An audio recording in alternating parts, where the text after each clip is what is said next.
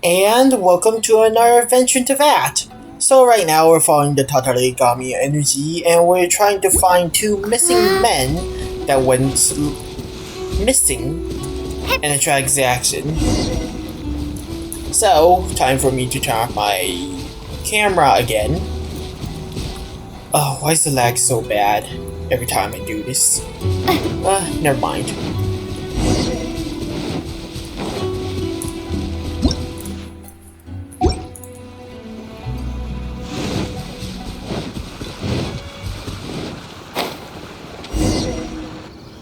From this point, the trail appears to split into two.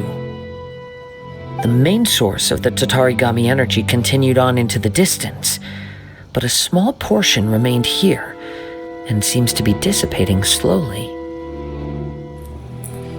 Two parts. So would that correspond to Mr. Nagato and Aminoma Yuuya?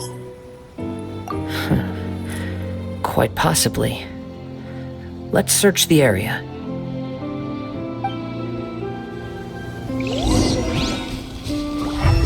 Whoa! Look at all those hilly churls! They're acting really strangely! Something seems to be drawing their attention. Let's take a closer look.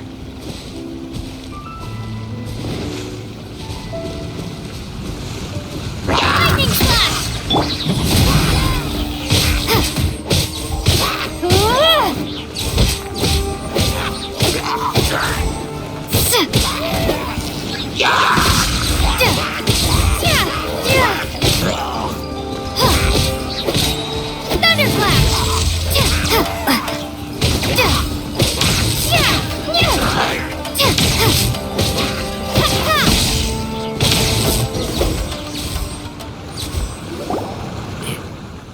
It's... Ugh! Look at this red stuff! What is it? By the looks of it, a letter written on a piece of torn clothing. The ink is bone dry. It must have been written quite some time ago. Well, let's take a look.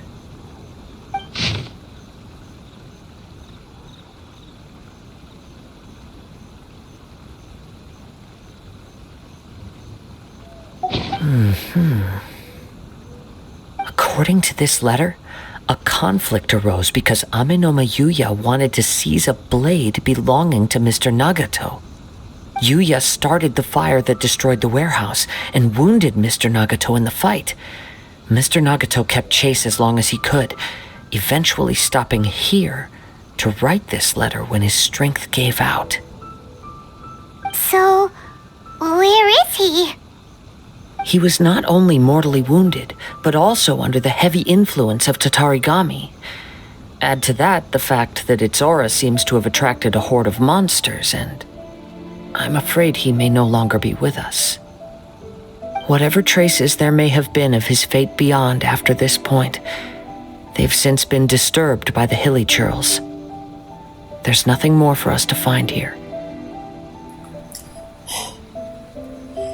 Let's ascertain real commission to do a thorough search later. Yes. Right now, we need to uncover some more important truths. If Aminoma Yuuya is attacking other people indiscriminately, then the longer we take to find him, the more people risk meeting the same tragic end. Right! So let's get moving! How did it come to this? It's not in his nature. I wouldn't be surprised if he, too, fell prey to the influence of the Tatarigami. For a practitioner of the martial arts, the easiest desire to inflame would be their pursuit of further power and skill. All the clues that at first seemed disparate and disconnected, it seems that now we know the thread that runs between them. I have a hypothesis that, if it's correct, not only explains the series of events leading to the two men's disappearance, but also zeroes in on the attacker's identity. Wait! You figured it out? So these two cases are connected after all? I believe so. But it's something of an outlandish idea. I will only be able to confirm my suspicions once we've met him in person. On with the search. We must stay vigilant. At any point now, we may find ourselves in danger.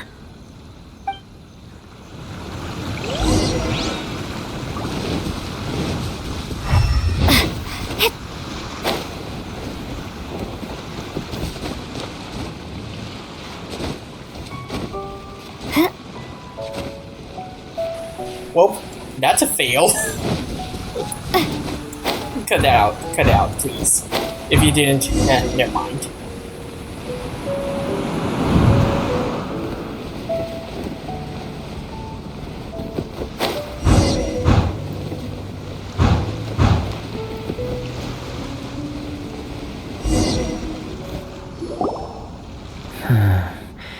He seems to have stayed here for a long time. Why here? Is there anything special about this place? I'm not sure. But on closer examination, I sense that the aura may have lingered here at several different points in time. Show yourself! It's no use hiding anymore.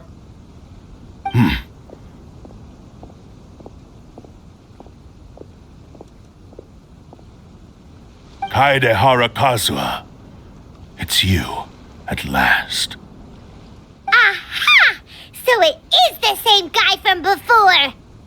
What's your problem, huh? What could you possibly have against Kazuha? Indeed, there should be no enmity between us. If it is Amenome Yuuya that stands before us. But what if instead of facing Amenome Yuuya, we are in fact facing the blade in his hand? The blade? Now that you mention it, it is giving off a strange light. Whoa! Surely you don't mean... Are you serious?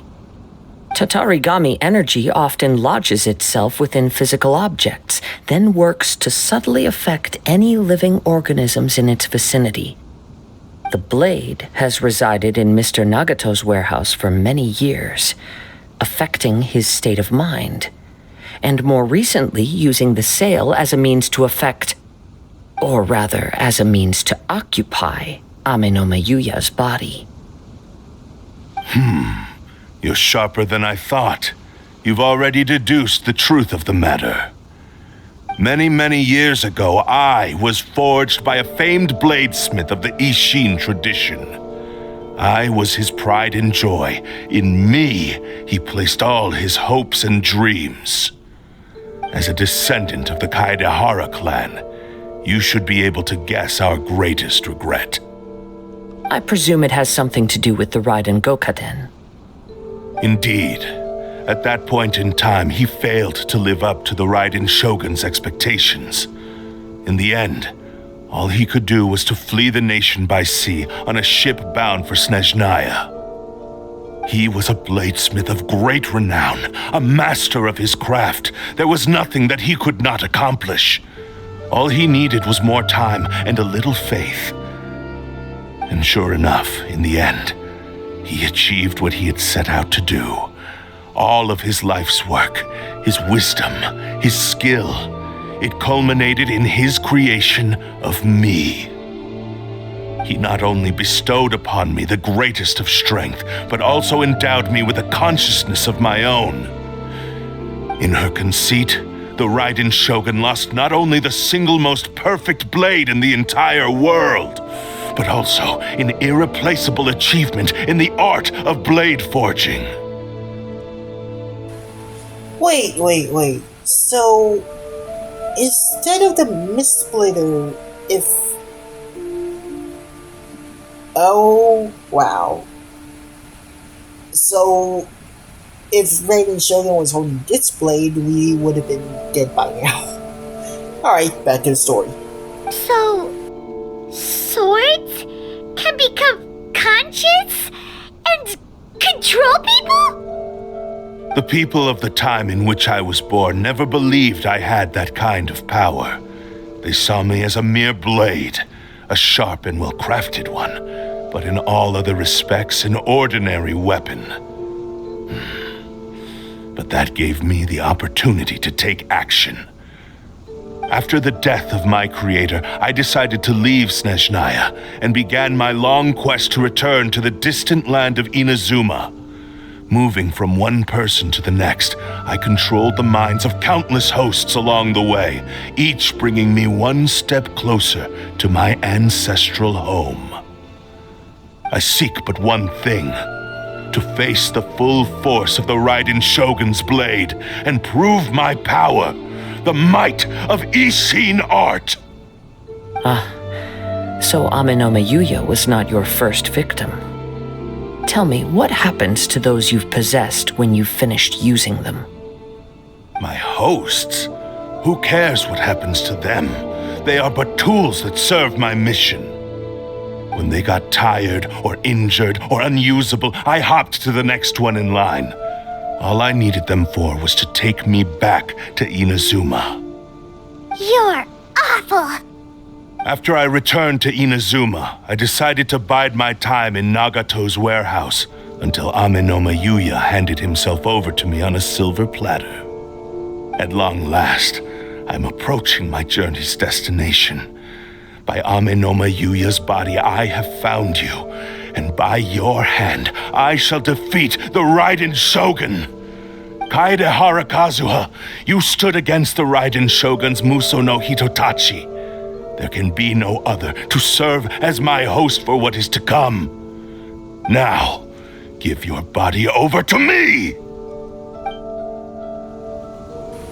What if I say no? Submit to me! Rest and rebuild! Freeze to the core! Crush! Boom! Tip Windstrike! Lightning slash! Replica foot!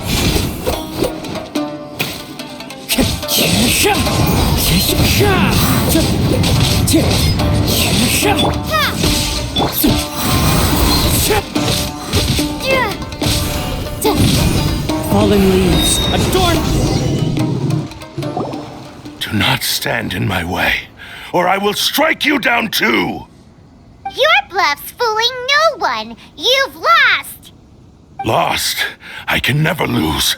It is this body that has reached its limit, nothing more. Even if you defeat me here, the one who falls will not be me, but this man. He is but a puppet that can be replaced. I can take a new vessel at will. Then we'll smash you into pieces. The end result is the same. I will end this wretch's life before you can lift a finger. And even if I were to lose my physical form, it is but a small setback. My consciousness shall endure. By any means necessary and any medium available, I shall return and fulfill my destiny! Your fighting style. It is indeed the forms of Isshin art. But from your movements, I sense only hatred and arrogance, as well as a thinly veiled mania and despair. Really? You can tell all that just from his moves? As I've mentioned before, the forms of Isshin art convey the user's thoughts and feelings. Since the blade is currently possessing Amenoma Yuuya's body, its movements express the innermost thoughts of the blade. If you ask me, the mania is probably due to your desperate, single-minded ambition. You believe I am your only hope. Are you trying to claim that I am helpless without you? On his deathbed, he passed to me all of Isshin art's secrets. The little that you know barely scratches the surface. In that regard, why would I ever need your help? Because all of that is in the past. I've been wondering why you've not caused more trouble in all the years that you've been in Inazuma. If you are indeed a cursed blade that can possess its owner. Now that I've seen inside your mind, everything finally makes sense. You weren't biding your time. You were trapped. After all the time that's passed, you have grown weak. to the point that you are now unable to acquire a new host without making physical contact. Oh, that's right. Paimon remembers now. Mr. Nagato had a habit of never touching his collectibles. Only when Mr. Nagato witnessed his wife's distress and decided to sell his collectibles did you finally have an opportunity to reach out to Aminome Yuuya and make your escape. And what of it? Well, that brings me to my second point. There's a despair in you that is so strong it threatens to overwhelm you. You were determined to fulfill your maker's ambition, whatever the cost. But this ambition is too grand and too heavy for you to bear. Each step you have taken has come at a great cost. I think you realized your limitations long ago. The more you clenched your teeth and pressed forward, the greater your fear of losing everything you had achieved grew, and the more you wished to run from the truth. But the way I see it, what began as an ambition has long since become a delusional fantasy. What would you know about any of this? I'm just one step away from achieving my goal. You returned to Inazuma to prove the unparalleled brilliance of Isshin art. But to make this arduous journey, you committed countless atrocities and showed a blatant disregard for human life. Even if you were to sever that divine light, is this truly the outcome that your maker would have desired? You... Sure, you inherited the secrets of Isshin art. But even as you made your journey to honor this legacy, you treated the ones who wielded you as mere tools to do your bidding. How could you possibly unleash the full potential of Isshin art when you act in perfect discordance with the principle of harmony between a blade and its bearer? Silence, you blabbering fool! I must achieve my goal. This was his life's dream, and the very purpose for which I was brought into being. I will concede that you are most perceptive. You see my predicament clearly. But you also underestimate my resolve. And you should face reality. Easy for you to say. Facing reality offers me nothing. I have no need of anything that would stand in my way. Not hesitation, not self-reflection, and certainly not your so-called reality. It is pointless to argue further, descendant of the Kaedahara clan. If you wish to save this man, then offer me your body in exchange. How stubbornly you stick to your wayward path. I do not believe for a second that you can challenge the almighty Shogun in your current state. So let us make a bet, and I will put your strength to the test. What? Surely you're not planning to agree to his demands. Very well. Then find yourself some enemies with whom you wish to cross blades. A taste of my power will more than convince you. Once we have dealt with them, we shall proceed to Tenshukaku. And as for your end of the bargain, if you lose, you must release Aminome Yuuya from your control. I accept. Don't do this, Kazuha! You're dealing with a cursed blade that can possess people. This is the only way to save Aminome Yuuya. If we don't do this, he'll forever be the blade's puppet. The cursed blade's strength is currently very weak, and I sense he's hesitating. This suggests his heart is still not completely devoid of honor. The power of the Tatarigami lies in intensifying existing obsessions. This is the reason Mr. Nagato and Aminome Yuuya fell prey to it. Since I don't have any similar kinds of obsessions, I should be able to put up some resistance for a while. But even so... Even if things take a turn for the worse, I still have you both here with me. We have a chance here to save an innocent victim. I am willing to accept the risks entailed.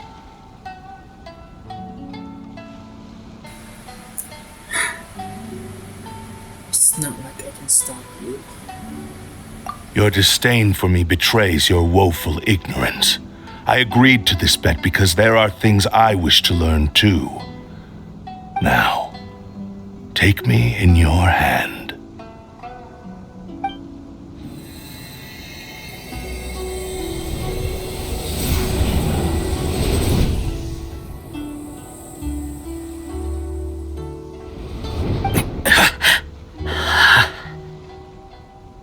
Kazuha? I'm okay. I felt a little dizzy at first, but only for a moment. It's all right. So far, this was as I expected. If something feels off, let me know immediately. The sun has already turned dark as I made my decision to. I will. Thank you. What should we do next? Have you got a plan, Kazuha? We find some enemies.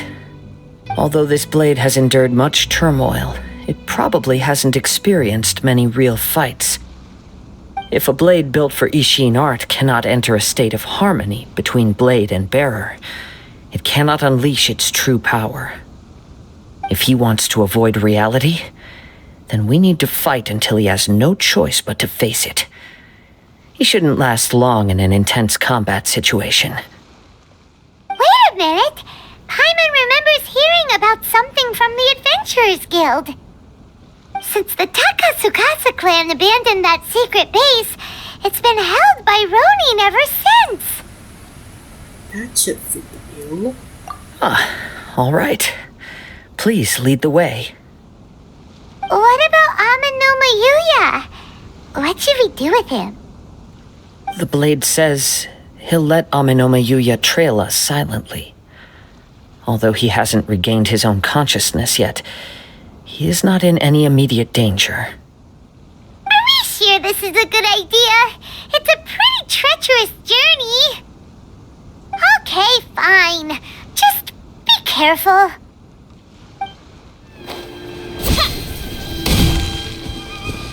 Huh, so it's the place we got to use rated. Okay. But anyways, guys, thank you for watching. Make sure to leave a like and also leave a comment. And if you're kind to do so, make sure to also slap that subscribe button and also bell. We'll see you guys all next time. And has to rest.